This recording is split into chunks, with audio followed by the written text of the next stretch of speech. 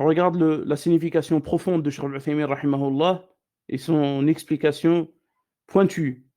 Qu'est-ce qu'il dit? Et sache que nadhr, les serments pieux, pour lesquels Allah subhanahu wa ta'ala a fait éloge à ceux qui l'accomplissent, englobe l'ensemble des adorations qu'Allah azza wa jalla a rendues obligatoires. Toutes sortes d'adorations obligatoires, que ce soit la prière, le jeûne ou autre chose semblable, ça fait partie des serments que tu dois respecter et tu dois accomplir. C'est pourquoi Allah azza wa jalla a fait éloge à ses serviteurs qui accomplissent leurs vœux. Lorsqu'il dit, ils accomplissent leurs vœux et ils redoutent un jour dont le mal s'étendra partout.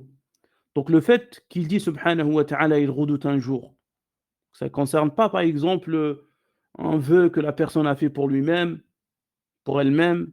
Donc ça concerne bien une adoration obligatoire que lorsque la personne accomplit, il vise la crainte d'Allah subhanahu wa ta'ala, le fait qu'il soit écarté de son châtiment. Donc c'est ça la preuve de cette signification qui a donné Cheikh Al-Uthaymin rahimahullah tabaraka wa ta'ala. Il dit rahimahullah, Allah azza wa jalla dit à la fin du verset, وَيَخَافُونَ يَوْمًا كَانَ شَرُّهُ مُسْتَطِيرًا. Ils accomplissent leurs vœux et ils redoutent un jour dont le mal s'étendra partout. Donc la personne qui accomplit ses obligations, il a certes respecté ses serments et ses engagements.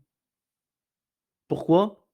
Parce qu'il craint le jour où le mal s'étendra partout.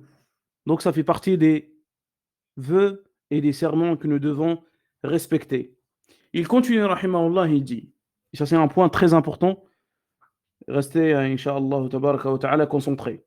والنذر الذي هو إلزام الإنسان بنفسه بشيء ما.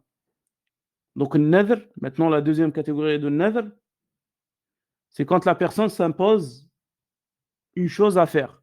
Comme nous avons dit, quand quelqu'un il dit si je vais avoir mon bac, je jeûne pour Allah subhanahu wa ta'ala 2 jours ou une journée, ou je nourris 10 pauvres, et ainsi de suite. Donc il dit ceci est déconseillé. D'autres savants ont dit que c'est muharram, c'est haram. Pourquoi?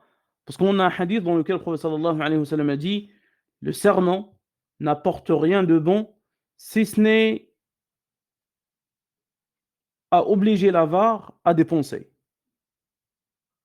ومع ذلك فإن نذر الإنسان طاعة لله وجب عليه فعلها. Mais quand la personne veut accomplir ou doit accomplir ou il s'impose à accomplir un vœu, alors il est dans l'obligation de le faire.